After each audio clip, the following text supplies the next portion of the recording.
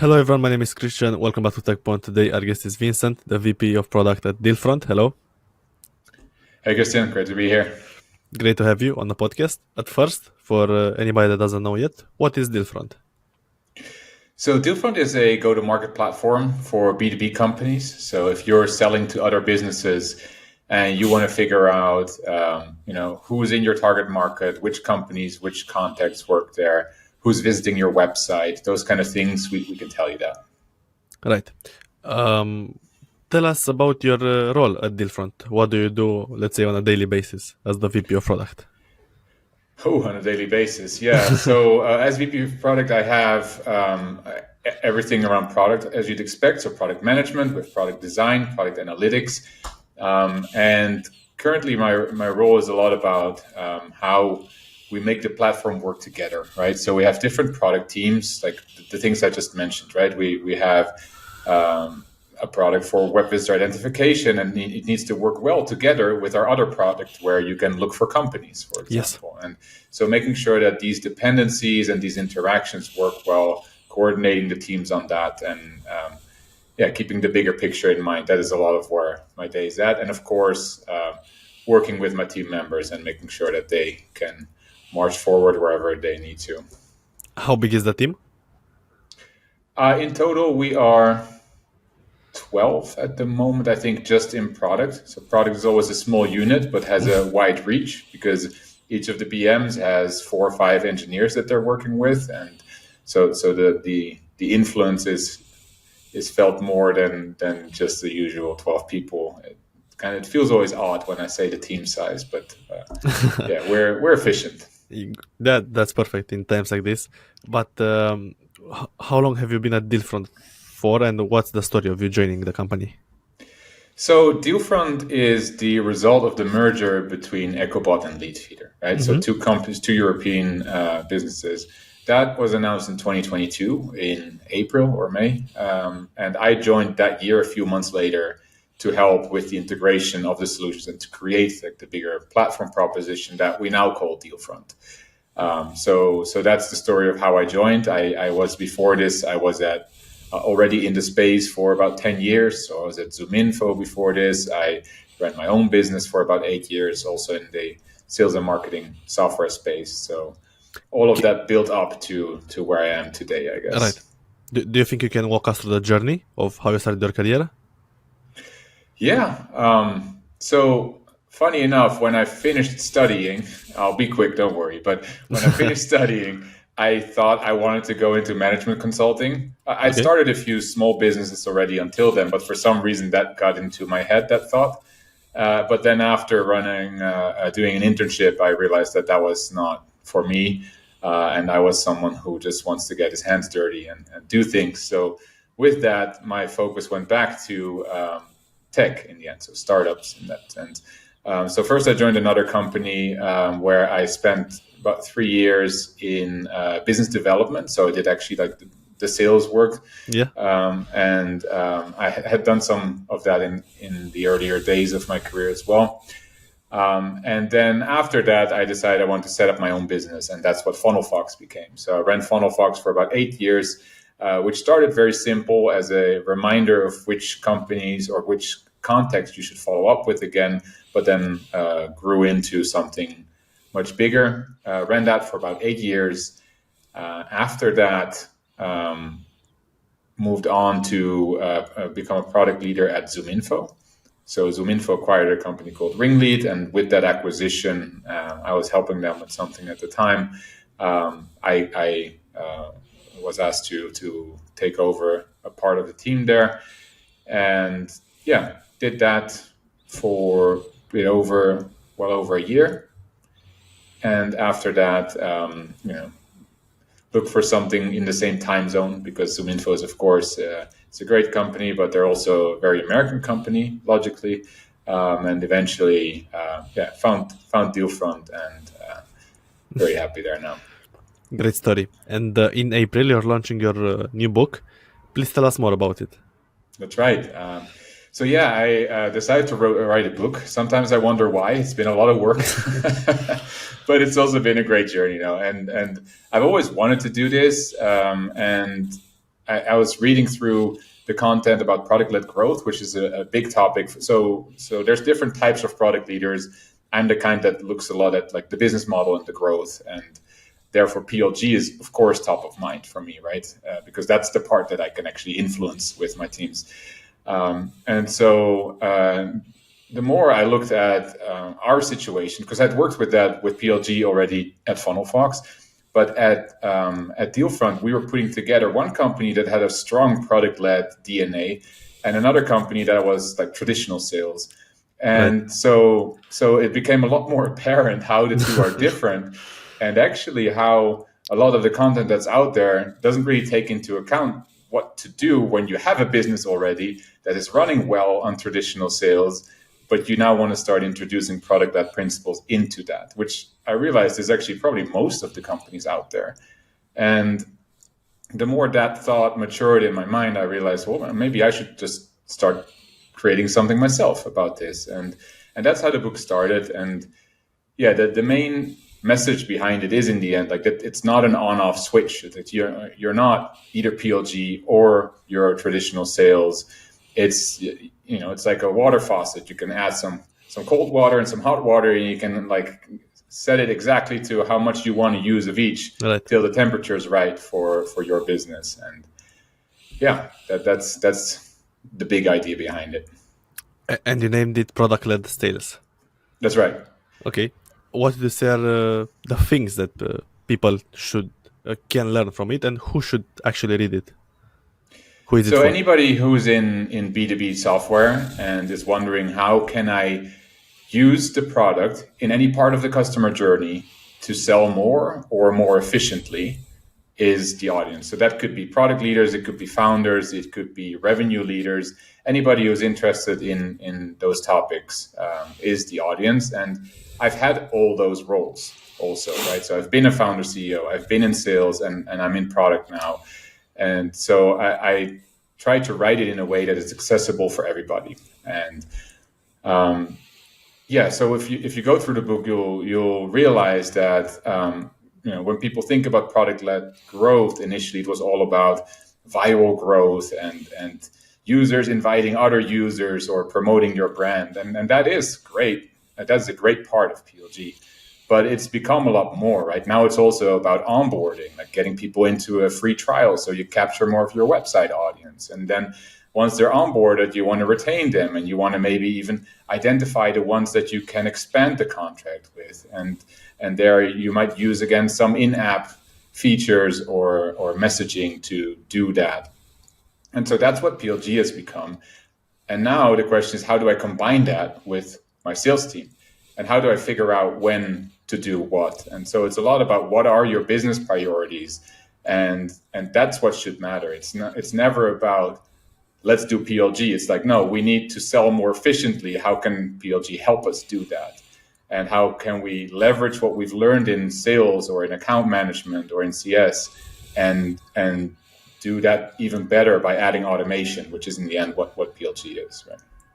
So basically, you can combine both worlds. Absolutely, yes.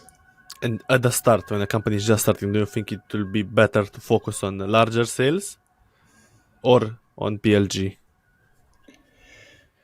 Oh, there's no easy answer to that. that depends on so many things. I can mention a few things that in the very early days, it is probably easier to just reach out to people, because for PLG to work well, you need to have matured the whole process. The product can only sell when it's ready to do that, right? And this is often even one of the challenges for a company that has a product that's always sold through traditional sales. This is one of the things they then need to change to make the product self-serve, right? So if you're just starting a company, then you don't have self-serve. You don't even have a product maybe. So the first thing you want to do is create something that adds value, that people want to use. And then you make them aware of it. And if that means you're calling them or emailing them or posting ads, then great, that's totally fine. And then once you see what works, you can start putting more automation in there. There are some things, though, that I think need to be considered from the beginning. Like, if you want to work with a free trial, so if you want to let people in for 14 days or whatever is the time that you want to use, that's something you pretty much have to start doing from the beginning, the way I see it, because you have to iterate on that flow. And you might still call them and get them to sign up for the free trial, but you need to have that Yes. that way of doing. And one of the, so in my book, I also interview a number of people. And in one of the interviews, it's Pekka, the founder of Leadfeeder, actually.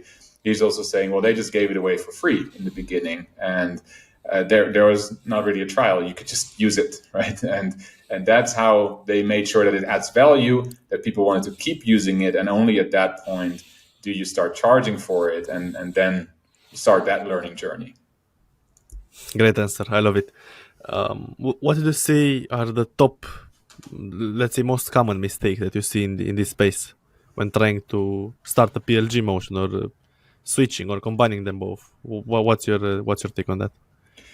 So one of the things is that people sometimes see it as a competitive approach to what else is happening in the business, right? So if you're doing sales, here's PLG, we're going to do better, or something like that. And that tension is not good. We're all just trying to grow the business, and we should do it together, right? So that's one part. And also, I think, and I'm specifically focusing on situations in companies that are already doing sales today, right? So in those situations, also not learning from what's been learned, not looking at what's been learned already is also a mistake. It's good to challenge things and test them again, but it's important to understand, why are we doing things a certain way, right? Why are we actually getting people on a sales call first, and then we onboard them and we go through these and these steps? Well, it's because that allows us to show our competitive features. And if you ignore that and just start letting people in, then you might lose advantages that have been built up over years, right, of learning. So that's the second one. And the third one, I think, is that taking 2 big steps at a time. So if you're not used to product development, and often the product development practices are different in companies that are traditional sales, a bit less iterative, often, not always, but often. So in those cases, then if you aim too big, you lose momentum.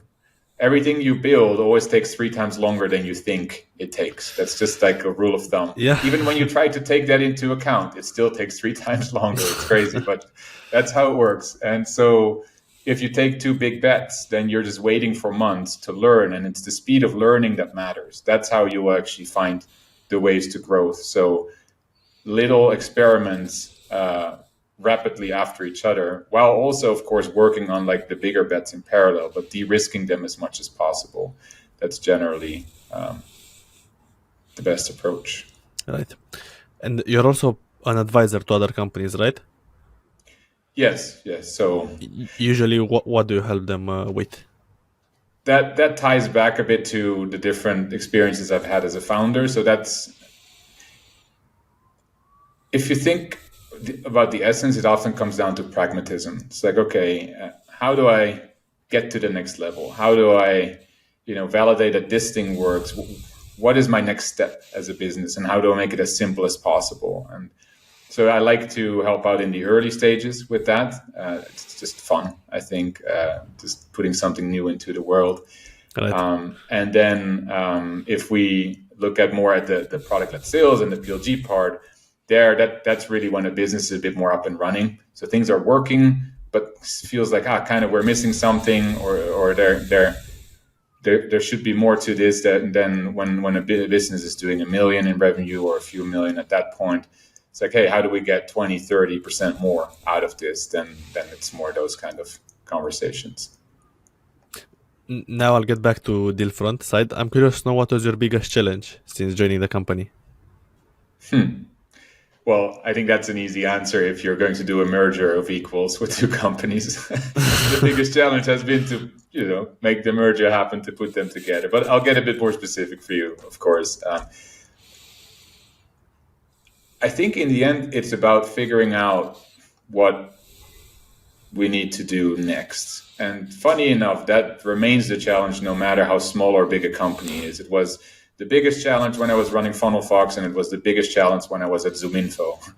And it still is right now as well. It's like, what is the highest impact thing that we can just do that thing right now, and that will move the needle. And then we'll look at the next thing after that, instead of trying to do 10 things at the same time and being spread too thin. This is like every other month, we have to take a step back and see, like, okay, are we still doing the things that are most important, or did we learn new things, and do we need to adapt? Absolutely. Now I want to ask about your vision for the future, also with Dealfront, but also with the book. When do you plan to launch it? Where can people find it? Yeah, so the book is coming out in April. I've done an early announcement actually this week. Yep. If you want information about the book, you can go to plgandsales.com. So that will bring you to a page with some information. You can't order it yet, but you can at least leave your email address there, and you'll be the first to know when it comes out. So yeah, the goal of the book is hopefully that it helps a lot of companies, a lot of people to figure these things out, because I think you can't really ignore this going forward in the coming years. Like, if a company is not product led at all, unless you're selling six-figure deals, then I think you can't ignore this. And even in that case, at some point, someone else is going to do it more efficiently than you are, because of these kind of tactics that are available. So that's really my hope, that it's well received. Of course, like, it's always a bit scary as well when you go out to the world, and so I'm very curious to see what's going to happen. But yeah, for the book, that's the thing. For Dealfront, we are looking forward now. We have the dust is settling of the merger. We we launched the brand last year in April already. But of course, after that, there's still a lot of work to do. This year, we're really starting to look at all the exciting new things we can do now that we are one company, and now that we have one offering. So expect a lot more from us later this year in terms of announcements. Amazing. The announcement was very successful, and hopefully people can hear about it and read it and take value from it. I'm sure from that. Now, as we were at the end of the podcast, I'm curious to know if you have any advice for somebody that's just starting out, a founder, somebody that's looking to grow in their career, or let's say to you yourself, and you're just after studying. Yeah, it's. I like this question, and I actually get it quite regularly when just speaking with friends or people that are like, "Hey, I have these 6 months, or I have this time now. I don't know what to do next." And actually, at this point in time, I would say if you have a topic you're excited about, build an audience. I think that is today what I would do, which is what I am doing. So I hope that shows that I'm not just saying that. It's if you have a topic you're excited about, build an audience, and you'll see what happens next. I don't think you need to have a plan beyond that. Add value by the content that you put out there, and if you do that well, then you have something you can build on. And why do I say that? Well, the hardest thing for any business is to grow, to reach customers, to actually get in front of the right person and be able to present your idea, right? That's always the hardest thing, no matter at which size. And the technology part is not that challenging anymore nowadays. Actually, simply said, anybody could build anything, except if we're talking complex AI or deep technology and so on. So building an audience, therefore, is going to help you have a channel for growth, and then you can go from there. 100%. Good answers. I love it. We also build an audience, and this is crucial nowadays.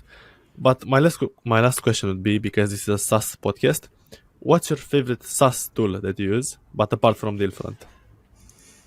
Apart from Dealfront. No, of course. I like Airtable.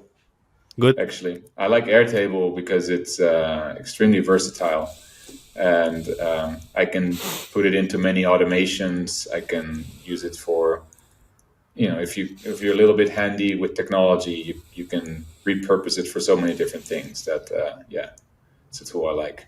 Thank you for sharing. Is there anything else that you want to tell us today on the podcast? No, this is great. Thanks so much for having me. Okay, thank you so much. I enjoyed it. Thanks.